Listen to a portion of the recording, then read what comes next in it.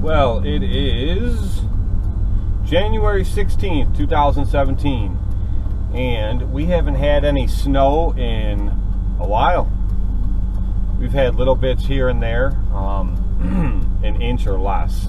So I have been out plowing, I don't know, I've been out plowing 3 times this year, I think.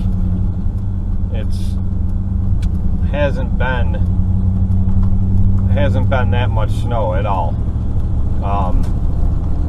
So I guess that forecast that they were predicting this year for massive amounts of snow did not happen. We still haven't got to February yet, which up here in the Northeast, February is always our worst month. That's when we get the most snow usually. So I don't know. As far as I'm concerned, the less snow we get, the closer to spring. Every day I don't have to go out and plow, it's that much closer to spring. I know some guys rely on it, but any of you guys that follow me, you know I don't rely on it. So I'll be happy just to go right back into spring. I have a handful of properties that I have to go look at today for estimates. Oh, hold on. Alright, so anyway, so I got a bunch of properties I have to look at and give estimates for mowing for this year.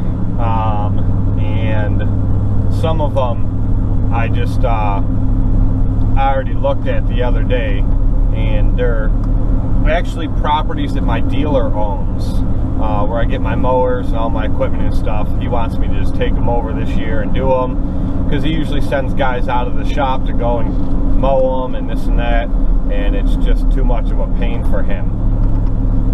And it actually cost him more time and money, so he's just going to have me cut them all this year, which so far there's 4 of them I looked at. I have to go look at 2 more of them today, and I already gave him prices on all those, and he's more than happy with that, which they're all easy properties, but a very good payday. So I'm a big fan of that. I'm actually going to, last year, you guys have heard me mention in my videos that I picked up a bunch of new properties last year, and the good thing about being in the predicament I'm in right now is I don't need to work. So I was able to bid them higher than what I normally would, and if they turn me down, then no big deal. But most of them accepted my price, and it worked out great. So I mowed them this year, and what I did was I dropped some of my lower paying properties that wouldn't agree to go up higher, which they really needed to be up higher. So I just dropped them and filled them in with the higher paying ones. Now I have all these other ones that I was given this year that are pretty high paying properties, and so there's a couple more that need to be removed from the list. So that's going to make it even better this year. Anytime that you can get rid of low paying properties and replace them with higher paying properties that are easier to do, that's the way to go, obviously. So that'll be the case for this year as well. I'll be doing the same thing again. But one property I have to go look at today, he texted me the other day, that same guy that owns the dealership. He said, I need you to do a cleanup sometime this week. A bunch of leaves, a bunch of sticks. And I said, well, alright. It's really weird to get a call like that in January for me, but I'm, my phone again. But it's nice at the same time. So I'm going to go and do that this year. I'm going to go do that today and look at that property. And this week's supposed to be, there's frost on the ground. There's black ice everywhere this morning, sliding all over. But the sun's coming out bright, and I think Wednesday, Thursday, and Friday is supposed to be in the high 40s. So I'm definitely looking forward to that, and I'm going to see if I can't get this property done for them. I may have to do it without any mowers, without the Tiger Cat and the bagging system, because everything's kind of frozen right now. But as soon as that temperature hits, it's gonna soften everything right up, and that mower might be too heavy to take on this property. So but I'll be back in a minute. All right, this is a property I've been mowing for years. You guys have seen this in past videos, but I was just driving by and I saw that this tree had fallen down right here. So it's just an old pine. The customer of mine lives in Texas. They don't even live here. So what I'm going to do is take some pictures of it and send him an email and ask him if he'd like me to cut it up and haul it out of here. There's some things you got to do when it's slow this time of year. Alright, so looky here. Lowe's 5-gallon buckets, all the lids. There is 2 stacks of 10, so 10 and 10, 20. There's 20 of them. Now the story with those is I needed, you guys have, if you watch my videos on my salter, you've seen me mention that what I'm going to do, I got the idea from Johnny Moe, is that I'm going to take 5-gallon buckets and I'm going to fill them up. As you can see, I don't have the room in here to store a ton of salt, bulk salt, things like that. I'm going to move all this stuff, the kids' Power Wheels, out of the way, and that stuff left over from my bathroom project I just got done doing. Remodeling the bathroom, but I will have room to fill those and stack them. So like I said, I got that idea from Johnny Moe, the company, the dealer where that I've been doing all this work for and getting these accounts through and I buy all my stuff at. They get a lot of bulk salt and they store it there, so they told me that I can just come there and fill up my 5-gallon buckets as much as I want. He charged me next to nothing for using his salt, and so I needed 5-gallon buckets is the bottom line. And I looked on Lowe's website and it showed those buckets for $1.42 a piece. Well, I got up there and they were $2.98 a piece. So I showed the lady the ad and I said, here it is right here on my phone. It shows your store number and everything. And she said, well, we don't even have that SKU number in our system, but it shows our store and that's the price. So she matched it.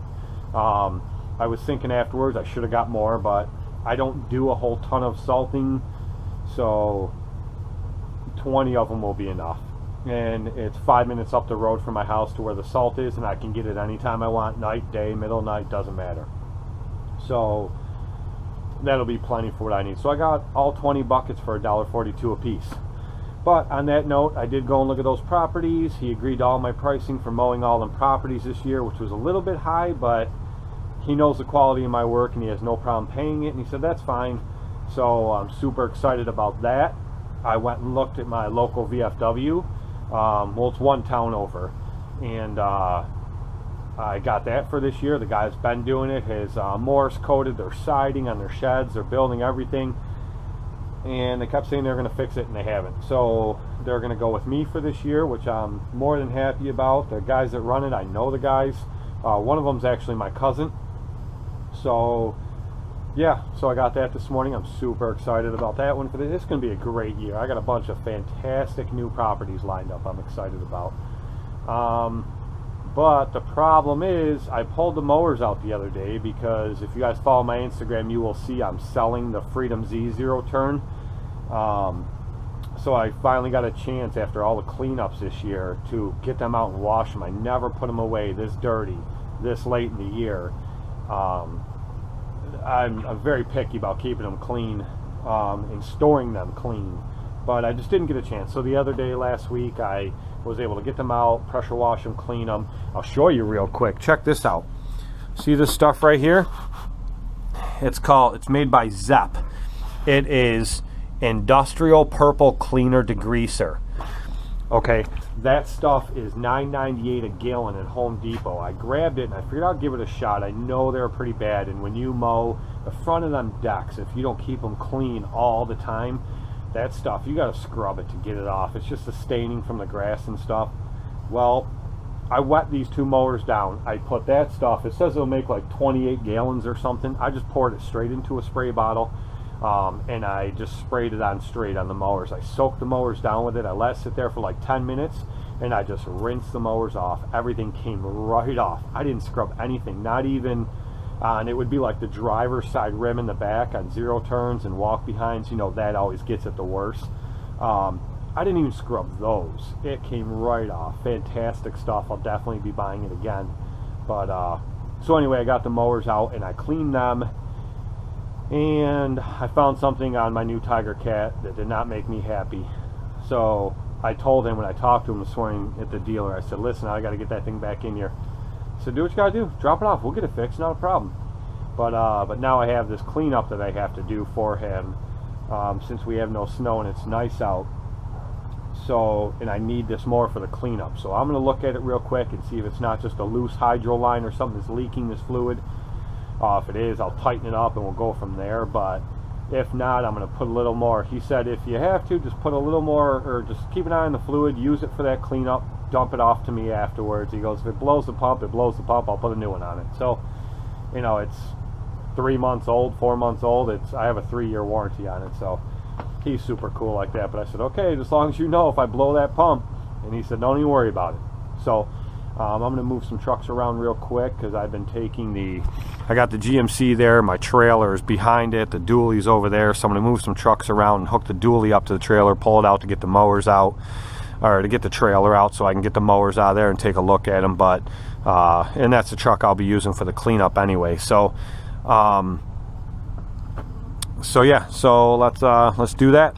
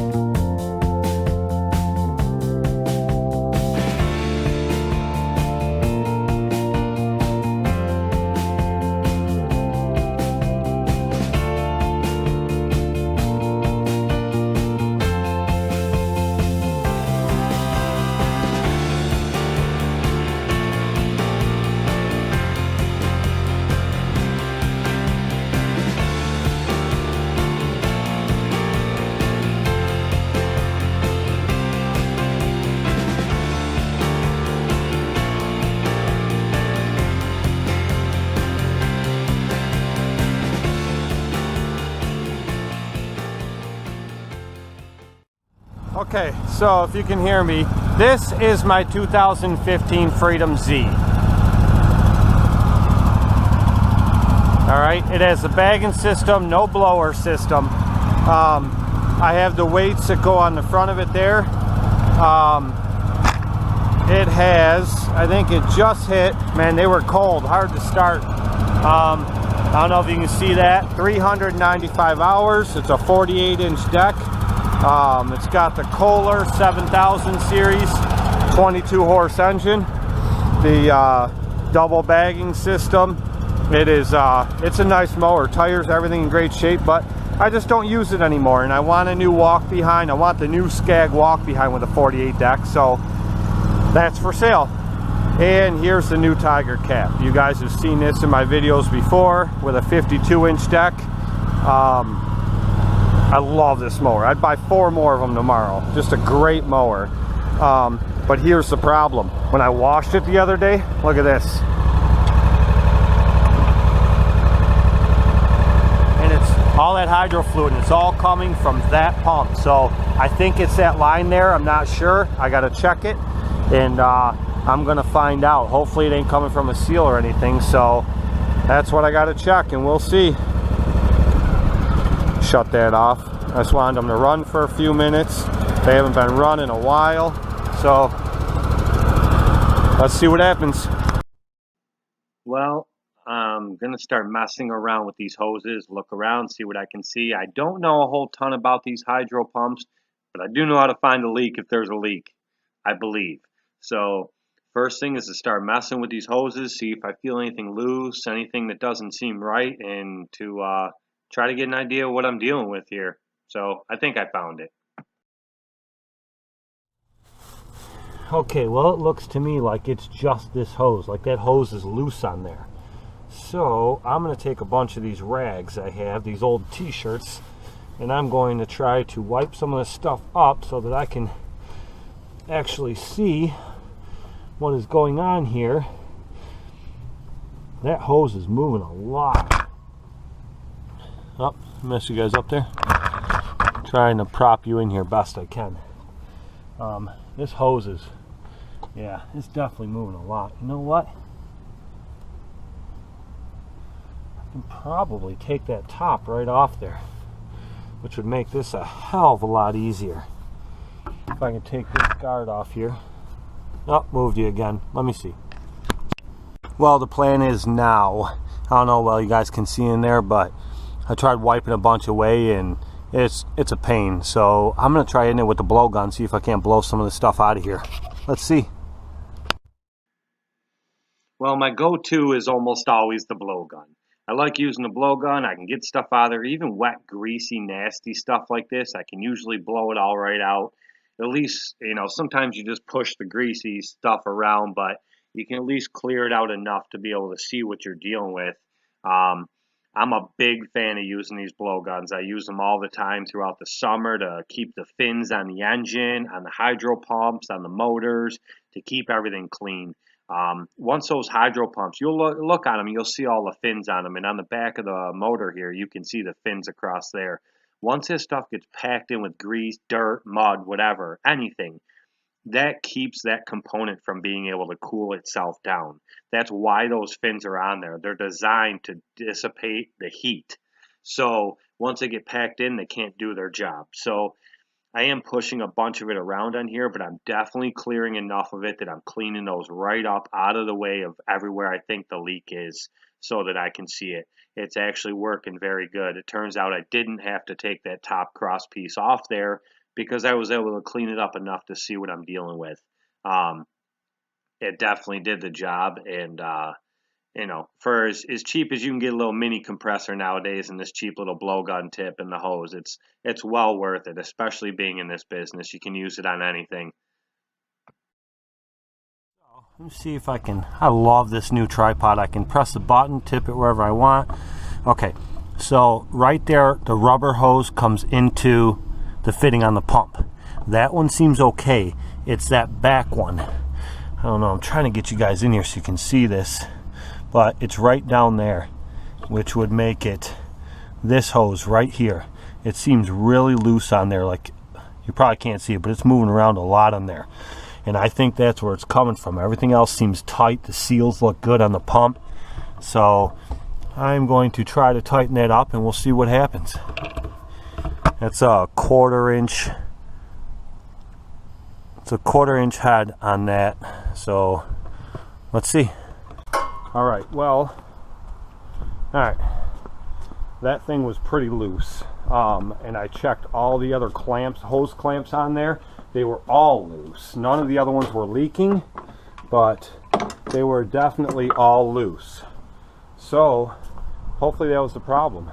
So now what I'll do is I'll run it, and I'll see if there's any more leaks. If I see any, I'll finish getting the rest of that wiped out of there. If I see any fresh fluid, I'll know that I didn't fix it. But I'm pretty sure that's what it was. So, whew. Like I said, everything is warranted, and I know they'll take care of me no matter what. But I'd rather just know that it's fixed and not have to deal with it. That would make me very happy. So, look at this, guys. Just so you get an idea. Look how clean the inside of that rim is. This is the one that was the worst. You know, when I'm not running it with the bagger, everything comes out of this side and plasters that rim. It does it on walk behind, zero turn, standards, everything I've owned. So this side always takes the worst. But here again, that rim was the same color as the tire. You couldn't even tell it was orange. And I just sprayed that stuff in there, and it lasted there for like 10 minutes and hosed it right out. So, you know, I'm not a salesman for that product or anything, but I, for one, will definitely be using it again. So, good stuff. All right, guys, that's gonna end this vlog from here. That's the best I got. I'm definitely gonna film that cleanup that I gotta go do. Not sure what day this week I'm doing it, but I will film that as well, as much of it as I can.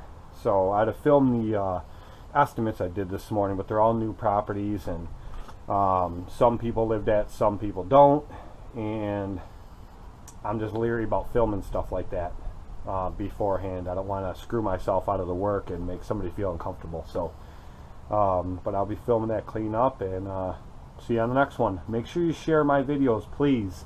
I try to share them as many places they give me to. Google, Instagram, they give me these options. I don't have a Twitter account. I don't want one. But I share them to Facebook. I share them to Google Plus. I share them to Instagram. So I really appreciate everybody that watches my videos. I definitely appreciate those that comment on my videos. So thank you guys very much for watching. Thanks for your support. And as long as I keep getting it, I'll keep making videos. So please share my video, hit the like button, and stay tuned for the next one.